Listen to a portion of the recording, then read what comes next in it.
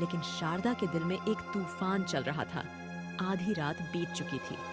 बबलू की भूख असहनीय हो रही थी और उसके पेट में चूहे दौड़ रहे थे।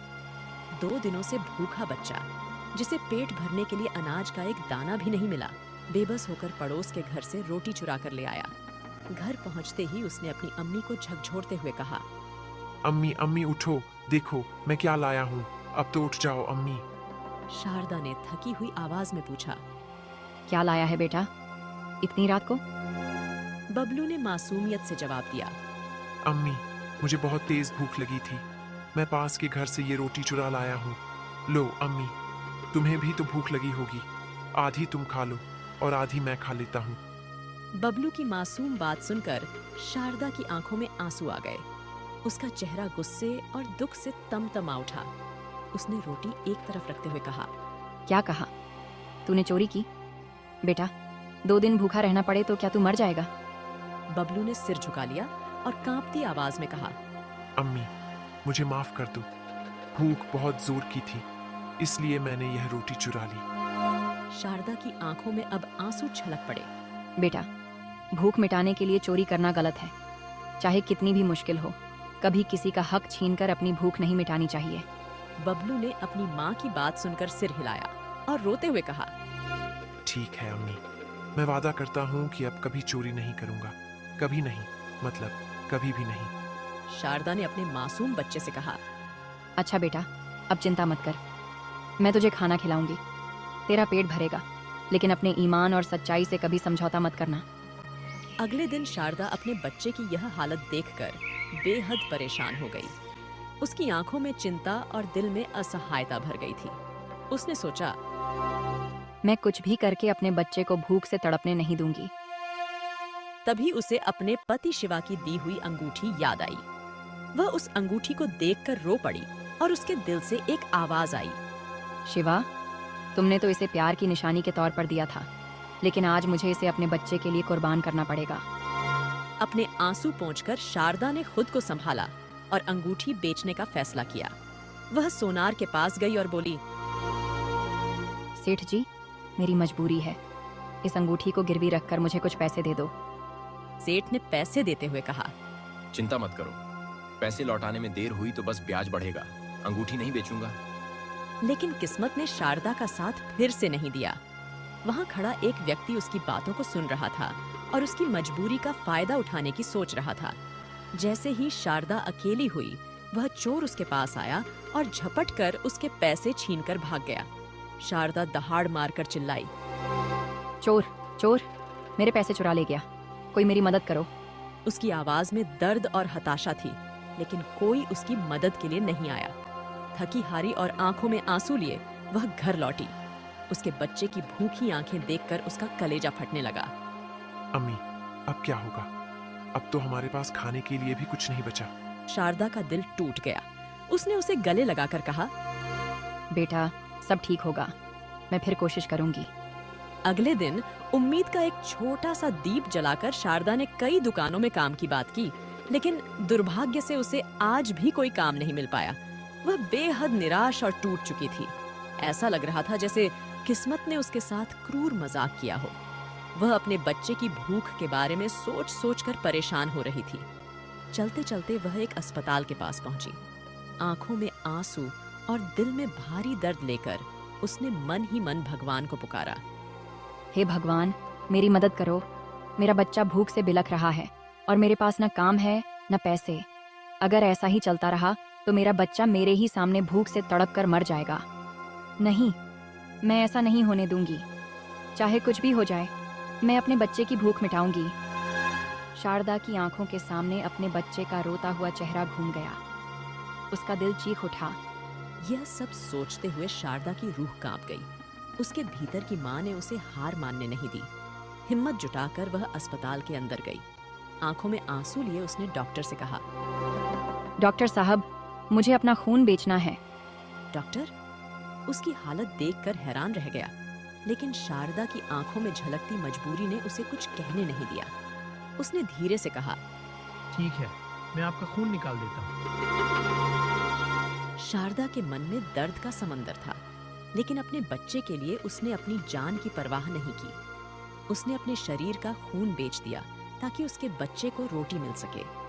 डॉक्टर ने पैसे देते हुए कहा। ये लो पैसे। शारदा की आंखों में कृतज्ञता के आंसू छलक आए। उसने रुंधे गले से कहा, धन्यवाद डॉक्टर साहब। पैसे लेकर शारदा अस्पताल से बाहर आई और उसने सोचा, इन पैसों से मैं कुछ राशन ले लूं ताकि मेरे बच्चे की भूख मिट सके। राशन लेकर जब वह घर पहुंची तो उसके दिल में एक अजीब सी राहत थी, लेकिन अंदर ही अंदर वह टूट चुकी थी। अम्मी, अम्मी, तुम आ गई इतना सारा राशन लेकर। आज तो मैं पेट भर के खाना खाऊंगा।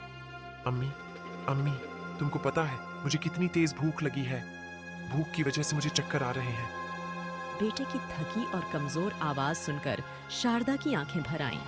उसने धीरे से बेटे के सिर पर हाथ फेरा और कहा, कोई बात नहीं मेरे बच्चे, अब सब ठीक हो जाएगा। देखो मैं तुम्हारे लिए कितना सारा राशन लेकर आई हूँ। कुछ ही देर में शारदा ने खाना बना लिया। दोनों ने पहली बार पेट भरकर खाना खाया। बेटे की बुझी हुई आंखों में चमक लौट आई और शारदा के दिल को एक अजीब सा सुकून मिला। जैसे ही खाना खत्म हुआ, बेटे ने खुश होकर कहा, अम्मी, अब मुझे भूख नहीं लगेगी ना? फिर शारदा ने धीरे से कहा, नहीं मेरे बच्चे, अब सब अच्छा होगा। दोनों की आंखों में खुशी छलक रही थी। कुछ दिनों तक उनका यह छोटा सा संसार खुशियों से भरा रहा। लेकिन फिर एक दिन, जैसे उनकी छोटी सी खुशी को किसी की नजर लग गई हो, बस 2 बोतल खून बहुत हो गया शारदा बहन। मैं पिछले कई दिनों से देख रहा हूँ तुम अपना खून बेच बेच कर अपना और अपने बच्चे का पेट भर रही हो। तुम्हें देखकर दिल भर आता है शारदा बहन। आखिर तुम ऐसा कब तक करोगी? शारदा आंसुओं को छुपाने की कोशिश करती हुई बोली, डॉक्टर साहब, मैं और क्या करूं? मैंने हर जगह काम खोजा, लेकिन कोई भी काम नहीं मिला। बात यह है कि जिसके लिए मैं अपना खून बेच रही हूं, वो भी तो मेरा ही खून है। मेरे बच्चे को भूखा देखकर मुझसे रहा नहीं जाता। मैं समझता हूँ शारदा बहन, लेकिन अब तुम्हारे लिए एक बूंद खून बेचना भी जानलेवा हो सकता है। हर चीज की हद होती है। आखिर ये सब कब तक चलेगा? डॉक्टर की बात सुनकर शारदा का चेहरा गिर गया। आंखों में आंसू लिए वो धीरे धीरे वहां से जाने लगी। रास्ते में चलते चलते उसका सिर भारी होने लगा। खून की कमी से उसकी हालत खराब हो रही थी। अचानक उसे चक्कर आया और वह गिर पड़ी। शारदा बहन, क्या हुआ? शारदा बहन, आंखें खोलो। क्या हुआ तुम्हें? शारदा ने बड़ी मुश्किल से अपनी आंखें खोली। कुछ नहीं डॉक्टर साहब, मुझे बस थोड़ा चक्कर आ गया था, लेकिन अब मैं ठीक हूँ। मुझे जाना होगा, मेरा बच्चा भूखा होगा। शारदा लड़खड़ाते कदमों से घर पहुंची। उसकी आंखों में चिंता और थकावट साफ झलक रही थी। बबलू, अरे ओ बबलू, मेरे बच्चे, ये लो खाना। उसकी आवाज में ममता और दर्द था। जैसे ही बबलू खाना खाने लगा, तभी शारदा को फिर से चक्कर आया। इस बार वह खुद को संभाल नहीं पाई और वहीं गिर गई। बबलू घबरा गया। माँ, माँ, क्या हुआ? उठो माँ। शारदा के हल्के कांपते होंठ बस इतना कह पाई। कुछ नहीं बेटा, मैं ठीक हूँ, बस थक गई हूँ। लेकिन उसके चेहरे का दर्द उसकी हालत बयां कर रही थी। अम्मी, अम्मी, क्या हुआ अम्मी? कुछ नहीं बेटा, तुझे भूख लगी है ना? तू खाना खा ले बेटा। नहीं अम्मी, मैं नहीं खाऊंगा। जब तक तुम नहीं खाओगी तब तक मैं भी नहीं खाऊंगा। बेटा, बेटा, मुझे लगता है। क्या हुआ अम्मी? कुछ तो बोलो अम्मी। बेटा, मुझे चक्कर आ रहा है।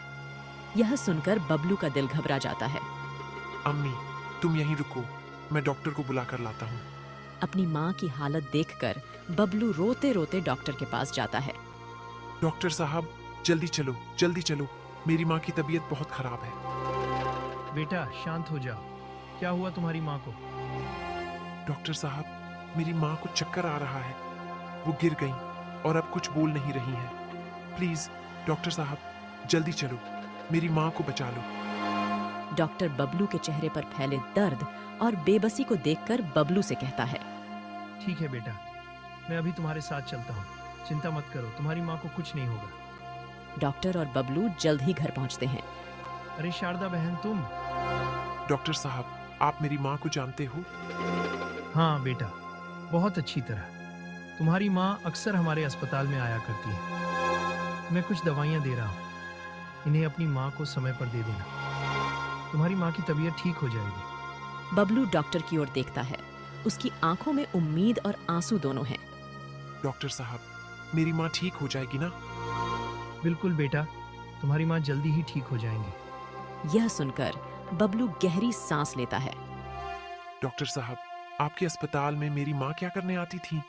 डॉक्टर ने एक गहरी सांस ली और कहा, अपना खून बेचने बेटा, ताकि तुम्हारी भूख मिटा सके। यह सुनकर बबलू के पैरों तले जमीन खिसक गई। उसकी आंखें भर आईं और वह रोते हुए अपनी माँ की तरफ देखता हुआ बोला, मेरी माँ मुझे खाना खिलाने के लिए अपना खून बेचती थी। हाँ बेटा, तुम्हारी माँ ने तुम्हारे लिए ना जाने कितनी कुर्बानियाँ दी हैं। कोई तुम्हारे लिए उतना नहीं करेगा जितना तुम्हारी माँ ने तुम्हारे लिए किया है। अब मुझे जाना होगा बेटा, देर हो रही है। इतना कहकर डॉक्टर चला गया। डॉक्टर के जाते ही बबलू ने देखा कि उसकी माँ की आंखें हमेशा के लिए बंद हो गई थीं। यह देखकर बबलू फूट फूट कर रोने लगा। अम्मी, तुम अपना खून बेचती रही और मुझे कहती थी कि काम पर जाती हो। क्यों झूठ बोला अम्मी? तुम मुझे अकेला छोड़कर नहीं जा सकती अम्मी। अगले दिन गांव वालों ने मिलकर बबलू की माँ का अंतिम संस्कार किया। बबलू अपनी माँ की यादों में खोया उसके बलिदानों को महसूस करता रहा और उसके भीतर एक गहरी टीस बस गई जो उसे याद दिलाती रही कि माँ के प्यार और त्याग का कोई मोल नहीं। अगर आप इस कहानी के अगले हिस्से में देखना चाहते हैं कि बबलू अपनी माँ की कुर्बानी के बाद कैसे अपनी जिंदगी को आगे बढ़ाता है, तो नीचे कमेंट जरूर करें। साथ ही हमारे चैनल को सब्सक्राइब करना न भूलें ताकि आपको ऐसी ही भावुक और दिल को छू लेने वाली कहानियों का नोटिफिकेशन सबसे पहले आपको मिले।